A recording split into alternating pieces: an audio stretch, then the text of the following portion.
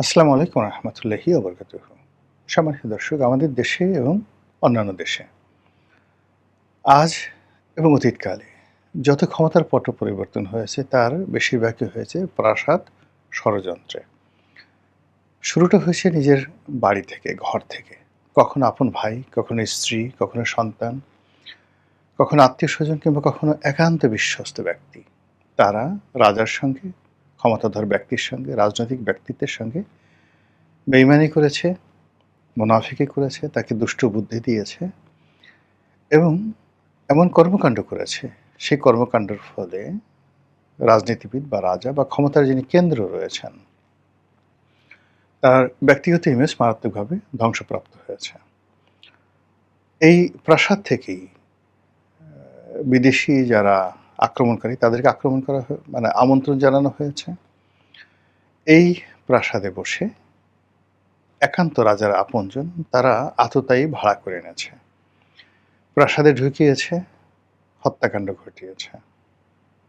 এবং এই প্রাসাদের মধ্যে যিনি রাষ্ট্রপতি, প্রধানমন্ত্রী, রাজা, মহারাজার বডিগার্ড, তার হাতে বহু রাজা-বাদশাহ খুন হয়েছেন। এই প্রাসাদে বসে সবচেয়ে বিশ্বস্ত যে ডাক্তার তার চিকিৎসার কাজে নিয়োজিত থাকেন, তিনি রাজাকে বিষ প্রয়োগ করেছেন।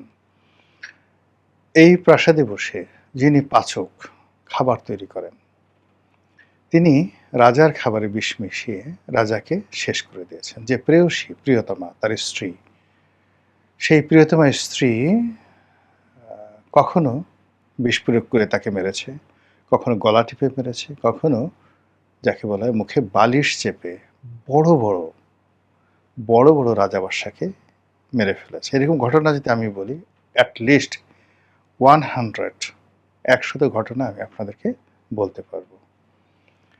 তো কাজেই একটি সরকারের যে পতন হয়, সেই পতনের শুরুটা হয় প্রাসাদ থেকে। আর সেই প্রাসাদে যে রাজনীতির পতন হয়, ক্ষমতার পতন হয়, এটার কতগুলো ডাইমেনশন থাকে। ১ নম্বর ডাইমেনশন হলো সরাসরি রাজাকে মেরে ফেলা। দ্বিতীয়ত হলো যে রাজার সকল তথ্য-উপাত্ত, দুর্বল দিকগুলো প্রতিপক্ষের কাছে হস্তান্তর করা, প্রতিপক্ষ সেটা ব্যবহার করে কখনো রাজপ্রাসাদ আক্রমণ করবে, কখনো তার রাজাকে আততায়ী পাঠিয়ে মেরে ফেলবে, কখনো রাজার বিরুদ্ধে গণ আন্দোলন গড়ে তুলবে এবং রাজার গোপন বিষয়গুলো জনসম্মুখে প্রকাশ করে জনবিচ্ছিন্নতাকে করে ফেলবে। এভাবেই তো অতীতকালে ঘটনাগুলো ঘটেছে। ভারতে নাদির শাহ এসে ভারত আক্রমণ করলেন, বা জহিরুদ্দিন মোহাম্মদ বাবর ভারত আক্রমণ করলেন, সুলতান মাহমুদ ১৭ বার ভারত আক্রমণ করলেন, হালাকু খান বাগদাদ আক্রমণ করলেন। এই ঘটনাগুলো ঘটেছে, এরকম অসংখ্য ঘটনা, যেটার শুরুটা হয়েছিল একদম রাজপ্রাসাদের ভিতর থেকে, একান্ত আপনজন। তো সেই দিক থেকে আমাদের দেশের সাম্প্রতিক দুজন রাজনৈতিক ব্যক্তিত্ব, আপনি যদি ধরেন শেখ হাসিনা, তার যে পতন, তার পতনের যে বীজ, এই বীজটি বপিত হয়েছে, তারপর সেই বীজ থেকে গাছ হয়েছে, ফল হয়েছে, ফুল হয়েছে, ফল হয়েছে, সবই ওই গণভবনে। এবং যে লোকগুলো তার পতন ঘটেছে তাদের একটা অংশ তাকে ছেড়ে গিয়েছেন, একটা অংশ জেলখানাতে আছে এবং আরেকটি অংশ এখনো তাকে ঘেরাও করে আছে। তিনি এখনো পর্যন্ত দিল্লিতে বসে একটা সিঙ্গেল লোক পাননি যার সঙ্গে তার ২০ থেকে ৩০ বছরের, ৪০ বছরের নিঃস্বার্থ প্রেম, নিঃস্বার্থ ভালোবাসা, মানে প্রেম বলতে মানে তাকে অন্তঃস্থল থেকে ভালোবাসেন, এরকম একটা সিঙ্গেল লোকের সন্ধান উনি এখন পর্যন্ত পাননি। ওনার পরিবার, আমরা যা কিছু দেখেছি, ওনার ছেলের সাথে ওনার সম্পর্ক, ওনার পুত্রবধূর সাথে সম্পর্ক, ওনার বোনের ছেলেমেয়ে, এই যে বা আত্মীয়-স্বজন যাদের সাথে সম্পর্ক, এটা আমরা দেখেছি বাইরে যে ওয়ান অফ দ্য হ্যাপিয়েস্ট, তিনি ছেলের সঙ্গে মানে ব্যাডমিন্টন খেলছেন ইত্যাদি, ইত্যাদি। কিন্তু পরিবারের অভ্যন্তরে তাদের মধ্যে যে আসলে কি সম্পর্ক রয়েছে, সেই সম্পর্কটি মানে এটি সোজা একটা বাংলা কথা বলি তাহলে আপনি বুঝতে পারবেন।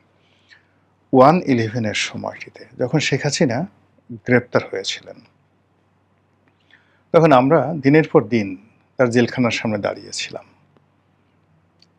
অনেকে কেঁদেছি, অনেকে মিছিল মিটিং করেছে, যার যার অবস্থান থেকে তার মুক্তির জন্য প্রাণরক্ত চেষ্টা করেছে।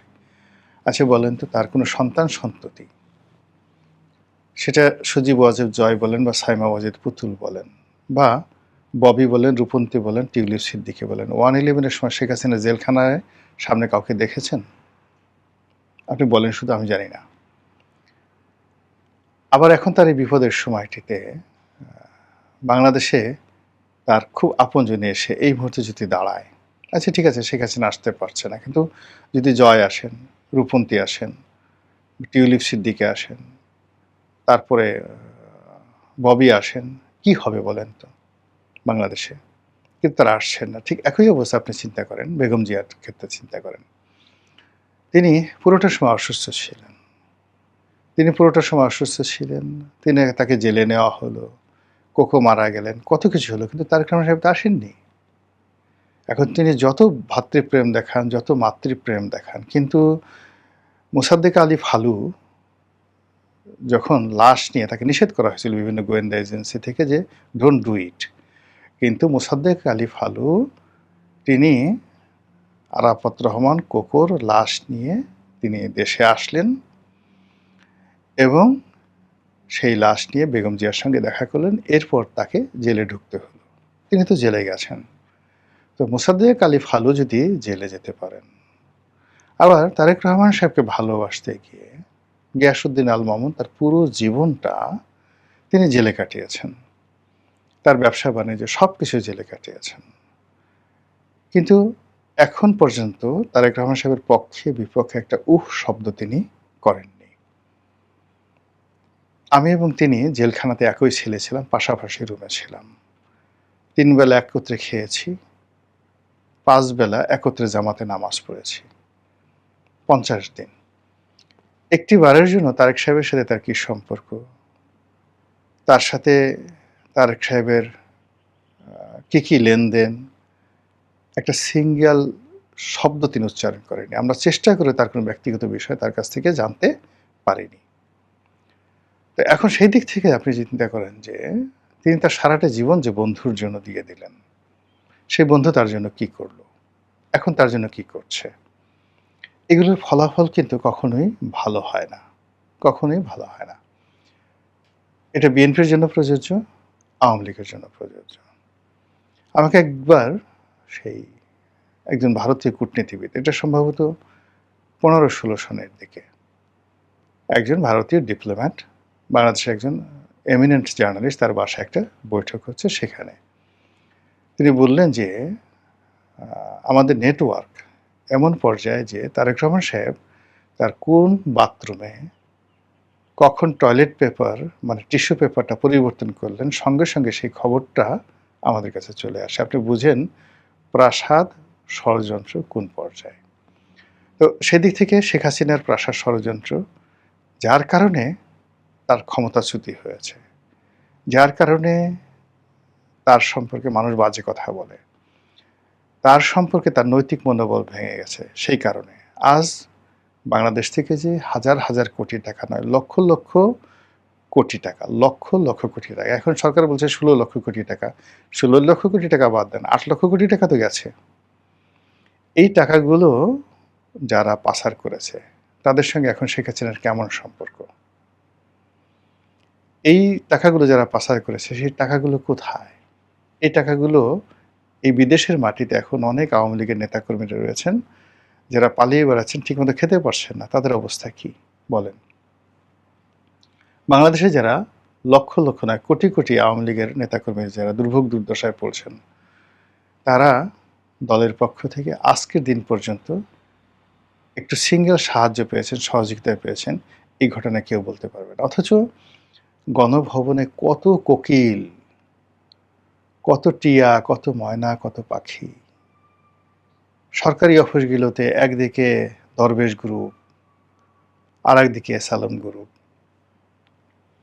এবং সেই এসালম গ্রুপ, দরবেশ গ্রুপ, এদেরা যারা ব্যবসা বাণিজ্য করতেন, তারা আবার সঙ্গে সঙ্গে বিএনপির যারা লোকজন আছেন তাদেরকে ভাগ দিতেন, নিয়মিত ভাগ দিতেন। এটা কি শেখ হাসিনা জানতেন? যে তার লোকজন সরকারি ব্যবসা করছে, তাকে ব্যবহার করে সবকিছু করছে এবং সেই টাকা বিএনপির লোকদের কাছে যাচ্ছে। আবার তারেক রহমান সাহেব কি জানতেন বা জানেন যে তার আশেপাশে যারা থাকেন, তার দলের ভিতরে যারা লোক রয়েছেন, তাদের একটা বিরাট অংশ আওয়ামী লীগের সঙ্গে ভালো সম্পর্ক ছিল, তাদের একটা বিরাট অংশ ডিজিএফআইয়ের সঙ্গে সম্পর্ক ছিল এবং সরকার কাছ থেকে টাকা নিত, ডিজিএফআই থেকে টাকা নিয়ে তারা তাদের সংসার চালাতো। এবং সেই লোকগুলোই এখন তারেক রহমান সাহেবের কাছাকাছি আছে। এই কথা কি তিনি জানেন?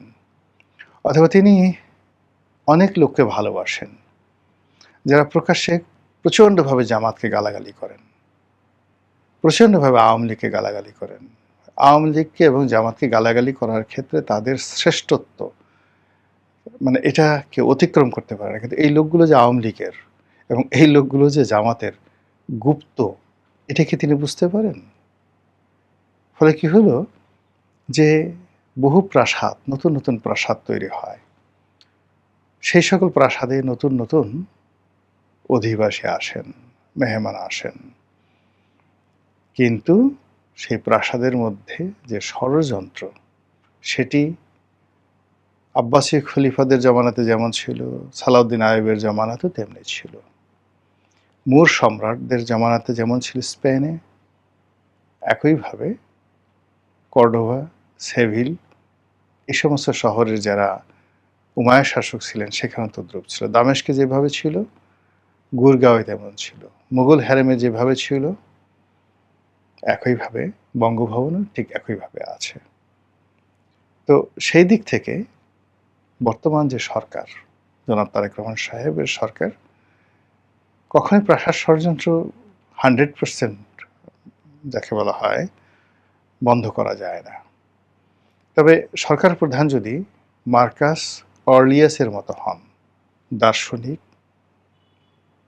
ভালো হৃদয়, ভালো মন, উদার মন এবং কোনো অবস্থাতেই নিজের সঙ্গে আত্মপ্রবঞ্চনা করেন না, অভিনয় করেন না, মুনাফিকি করেন না, তিনি যা না তা কখনো দেখানোর চেষ্টা করেন না, অলি আল্লাহ গাউস কুতুব পীর মাশায়েখ হওয়ার চেষ্টা করেন না, তাহাজ্জুদি অলি আল্লাহ হওয়ার চেষ্টা করেন না, হযরত ওমর হওয়ার চেষ্টা করেন না, তিনি যা as it is, just like একেবারে যে সিম্পল ম্যান। এ সকল মানুষের বিরুদ্ধে সাধারণত চক্রান্ত হয় না এবং এটা অনেকটা আতর এর মতো অবস্থা হয়, সুগন্ধির মতো অবস্থা হয়। মানে চক্রান্তকারীরা সবসময় মশা মাছি এদের মতো হয়।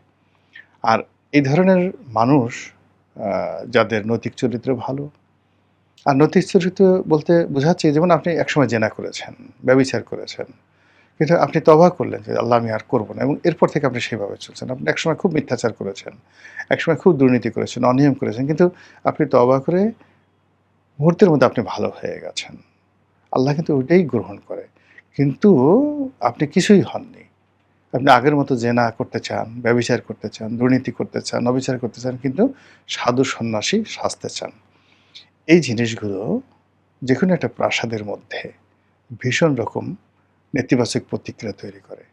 বাইরের লোককে আপনি যতই মুগ্ধ করেন, কিন্তু আপনার আশেপাশে যারা লোকজন রয়েছে তাদেরকে আপনি কোনো অবস্থাতেই বিভ্রান্ত করতে পারবেন না। শেখ হাসিনার বাসার বিড়ালটা, শেখ হাসিনার একান্ত কাছের লোকটি, একটা পিয়ন, সে কখন ৪০০ কোটি টাকা, ওই পিয়নটাকে আমি চিনি।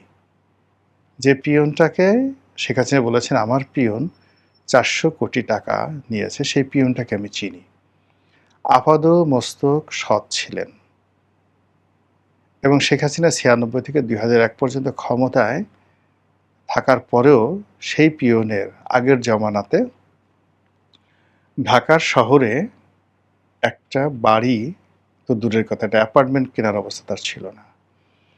এবং সেই পিয়ন শেখ হাসিনার সারা জীবন শেখ হাসিনার সঙ্গে থাকার পরেও ১/১১-র সময় তার সংসার চলছিল না।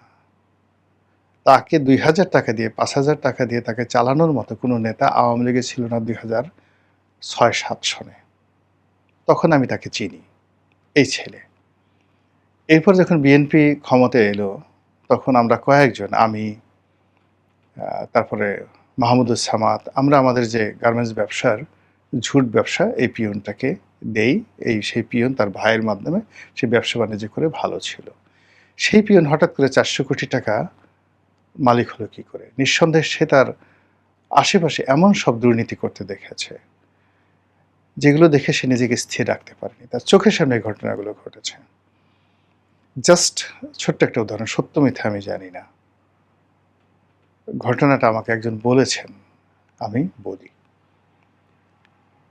একজন প্রভাবশালী মন্ত্রী, সে প্রধানমন্ত্রীর রুমে ঢুকছেন। বারবার তার চিফ ইঞ্জিনিয়ারের সেই একটা ফাইল স্বাক্ষর করার জন্য। তো চিফ ইঞ্জিনিয়ারের ফাইল স্বাক্ষর করার জন্য তিনি ঢুকছেন, কিন্তু প্রধানমন্ত্রী স্বাক্ষর করছেন না। শেখ হাসিনার কথা বলছি। পরে সেই মন্ত্রী, খুব বড় মন্ত্রী, সে এই পিয়নের শরণাপন্ন হলো যে, ভাই তুমি একটু গিয়ে দেখো, প্রধানমন্ত্রীকে রাজি খুশি করিয়ে এইটাকে একটু ফাইলটা স্বাক্ষর করায় নিয়ে আসো। তো শেখ হাসিনা তার যে পিয়ন, ড্রাইভার, দারোয়ান, এদের প্রতি ভীষণ রকম দুর্বল ছিলেন। তো এই ছেলেটা যখন নিয়ে গেছে, নিয়ে যাওয়ার পর তখন সে বলছে যে, ও এসকে 4-5 দিন যাবৎ ঘুরতেছে মন্ত্রী, ও তো ওই চিফ ইঞ্জিনিয়ারের কাছ থেকে অনেক টাকা ঘুষ নিয়েছে, আমি এই জন্য স্বাক্ষর করি নাই। তো তুই যখন আসছিস, ঠিক আছে আমি করে দেবো, তো তোরে কয় টাকা দিছে, কয় টাকা দিবে একটু জিজ্ঞেস করে আয়, ফাও ফাও কাজ করে লাভ নাই। তো বলে তো পিয়ন বলে, আচ্ছা ঠিক আছে আপা জিজ্ঞাসা করে আসি। তো সে জিজ্ঞেস করে আসলো, তারপরে বলল, এরপরে প্রধানমন্ত্রী স্বাক্ষর করলো। এটা শোনা কথা, এটা গল্প হতে পারে, মিথ্যা হতে পারে, কিন্তু এরকম খবর তো আমরা বাইরে থেকে শুনেছি। প্রাসাদের ভিতরে এই ঘটনাগুলো ঘটেছে। যদি এটা মিথ্যা হয়ে থাকে, প্রধানমন্ত্রী কেন এই ঘটনা শুনেননি? আর যদি সত্য হয়ে থাকে, তাহলে কেন পিয়ন 400 কোটি টাকা সেই তছরূপ করবে না? ঠিক একইভাবে এখন বর্তমান প্রধানমন্ত্রীকে কেন্দ্র করে তার পিয়ন, ড্রাইভার, দারোয়ান, তার আপনজন, তার বন্ধু, তার বান্ধব, তার আত্মীয়, তার স্বজন, তার এলাকাবাসী, তার প্রিয়ভাজন, তারা এই অল্প সময়ের মধ্যে, মাত্র 3 মাসের মধ্যে, 4 মাসের মধ্যে, 5 মাসের মধ্যে কি করেছে? বাংলাদেশে নাকি এই সময়ের মধ্যে 2 লাখ না কত, আমি এটা বলতে পারব না। মানে এ যাবৎকালে স্বল্পতম সময়, এক্সাক্ট ফিগারটা আমার মনে আসছে না, পেপারে আসছে। সবচেয়ে বেশি এই গত 4 মাসে আমাদের দেশে কোটিপতির সংখ্যা বেড়েছে এই সরকারের আমলে। এর আগে কোনো জমানাতে এই 4 মাসে বা 5 মাসে এত কোটিপতি সংখ্যা বাড়েনি। এই কোটিপতির সাথে পাল্লা দিয়ে গিয়ে দেখেন সুইস ব্যাংকে টাকা বেড়েছে। আর যখনই টাকা হয়ে যায় মানুষের, তখন সে স্বার্থপর হয়, চক্রান্তকারী হয়। আর যে উপকার করেছে বা যাকে মানে উপলক্ষ করে সে টাকা উপার্জন করেছে, তার ক্ষতি না করা পর্যন্ত তার ভিতরে স্বস্তি আসে না। তো সেক্ষেত্রে শুধুমাত্র এটাই বলবো, বর্তমানে যারা আছেন সাবধান হন, অতীত থেকে শিক্ষা গ্রহণ করুন এবং বর্তমানকে নিয়ন্ত্রণ করুন। আসসালামু আলাইকুম ওয়া রাহমাতুল্লাহি ওয়া বারাকাতুহু।